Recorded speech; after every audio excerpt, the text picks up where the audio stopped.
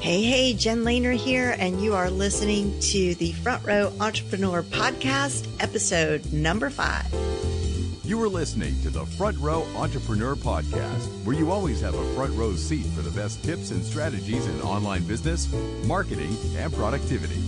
Now, here's your host from her studio in Shaker Heights, Ohio, Jen Lehner. Today, we're going to talk about LinkedIn. A lot of people think about LinkedIn as a place for people who wear suits, lawyers, insurance agents. You know what I mean. But that really couldn't be further from the truth. I've created a helpful checklist for you based on everything discussed in this episode. Just text LinkedIn checklist, all one word, to 44222, and I'll send it right over. I want you to think about this. When somebody Googles you, or better yet, go ahead, log out of your browser and log back in incognito. Either log out, have someone else log in, do it from another computer. But the point is, make sure that you go to Google as a stranger, not as yourself. Okay. And then type in to the Google search bar your name and tell me what comes up. I am willing to bet that one or two things are going to pop up. It's either going to be your LinkedIn profile, if you have a LinkedIn account, or your Facebook profile. And guess what? Even if you are not active on LinkedIn, even if you are not active on Facebook, those two things are likely going to be the first two that pop up. So what I recommend to everybody who's on social media is that if you have opened up an account somewhere, even if you're not active there, if you're going to keep that account open, you need to make sure it looks as good as it can, right? Because you may want people to come on over and Google you and then land on the website that you just spent $20,000 creating. But unfortunately, they're going to land where they land, right? And you only get that one, or I should say 5 to 6 seconds to make a great first impression. And the good news is it's so very easy to do this on LinkedIn. And I'm going to give you some great tips to help you do this really well and pretty quickly. Okay. First of all, you want to make sure that you have all-star status on LinkedIn. And all that means is that you have completed your profile. And the great thing is LinkedIn will let you know what's missing in order for you to achieve this all-star status. And another question I get asked a lot is if I use the paid version of LinkedIn. I don't.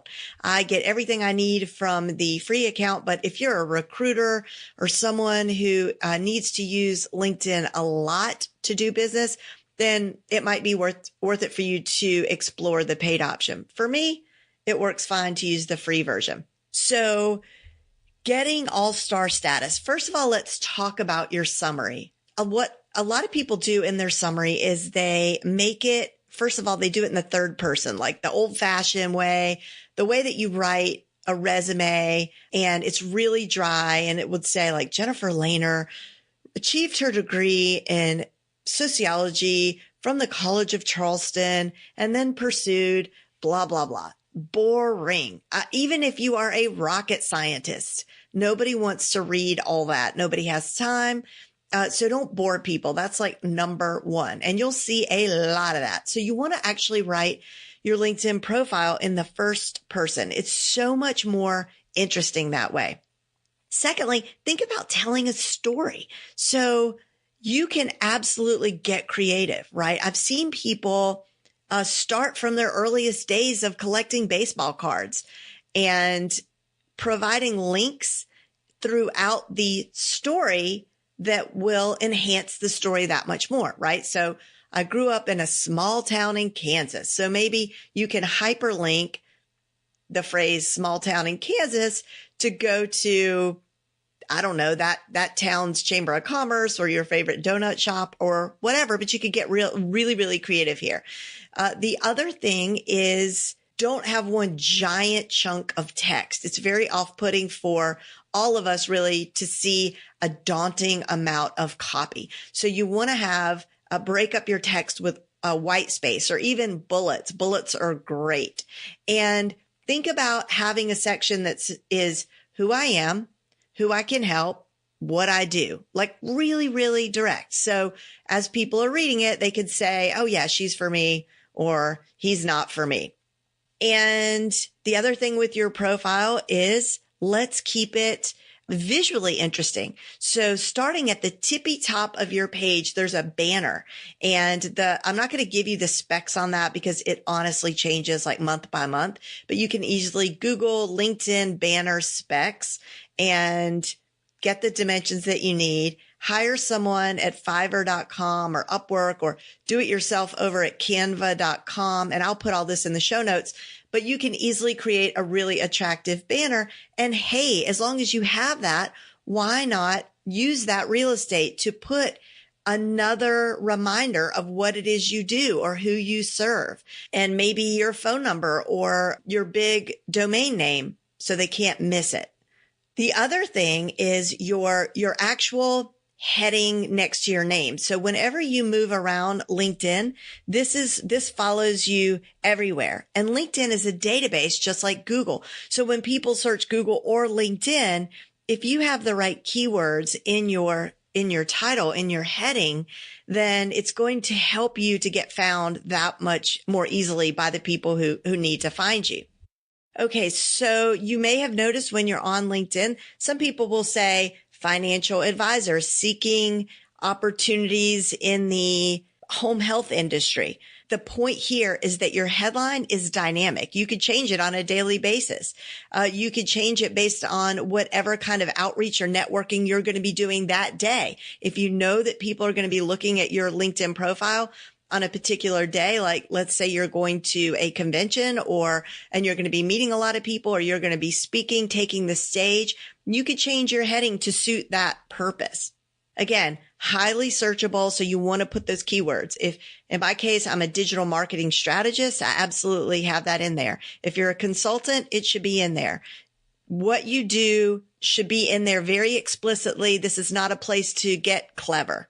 Although if you have room after the fact and want to say that you're passionate about diving, deep sea diving, or you're passionate about golden retrievers, you would be surprised what a great icebreaker that can be.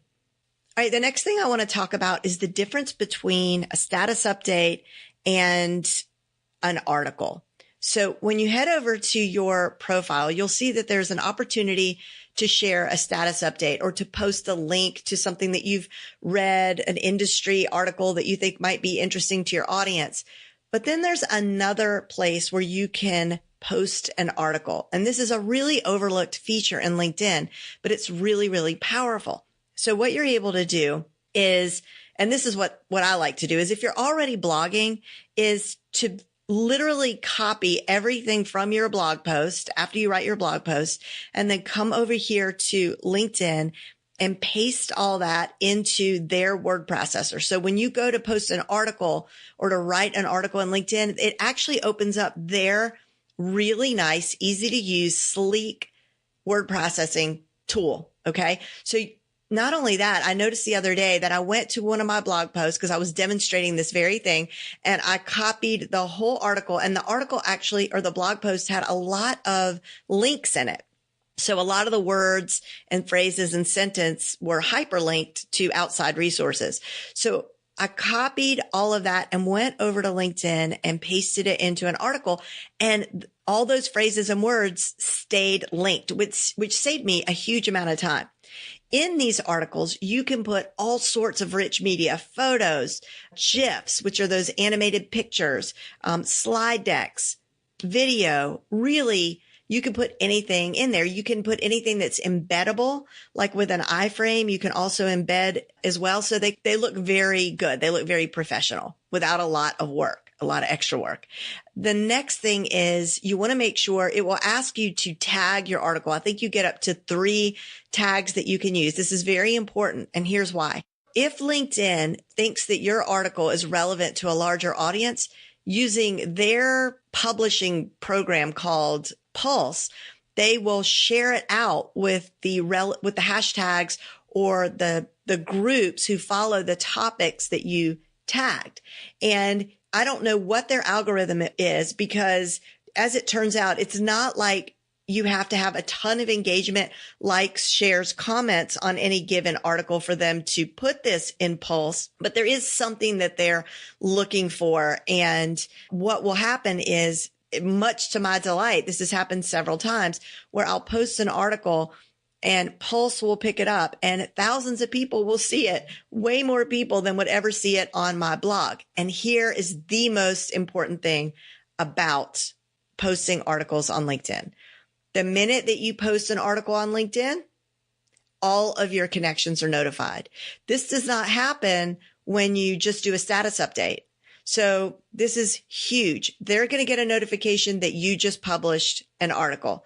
So if you do this consistently, and that's really the key, you guys, with everything that we do online, is that if you pick a lane and be consistent, and you're guaranteed to see great results.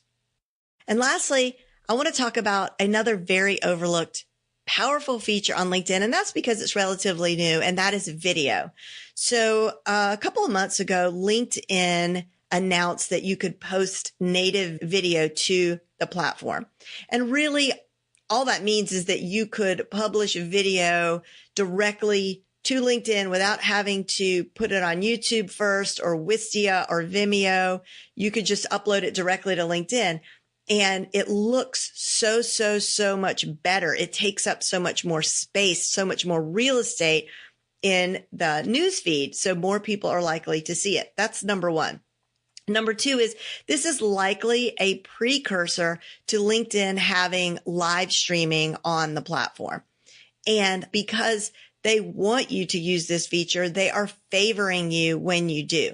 So it's a really good time to take advantage of that. And if you're shy about being in front of the camera, I would tell you that there are ways around this. First of all, you could do a video that is a slide share, right? Or a slide deck, and you could give some value to your audience. You could give industry updates, your top 10 list of favorite industry books, your favorite podcasts, and you can actually just present that in a video format that is a slide deck and you don't have to be on camera. But I do think it's way more powerful if you do get yourself on camera, because the whole goal here is to connect with your audience. It's called social media for a reason, and you want to connect and engage. You want them to know you and like you and trust you, because as we know, we all do business with people who we know, like, and trust. This episode of the Front Row Entrepreneur Podcast has been brought to you by the Front Row VIP, a private membership community where members enjoy all of the latest, greatest, and most practical tips and strategies for building an online business. This membership includes live coaching calls, a library of fresh step-by-step trainings, and a support community unlike any you will find anywhere. At the time of this recording, membership is open for a crazy low rate of $37 a month. You could go to frontrowvip.com to learn more. I've created a helpful checklist for you based on everything discussed in this episode. Just text LinkedIn checklist, all one word, to 44222, and I'll send it right over. See you next time.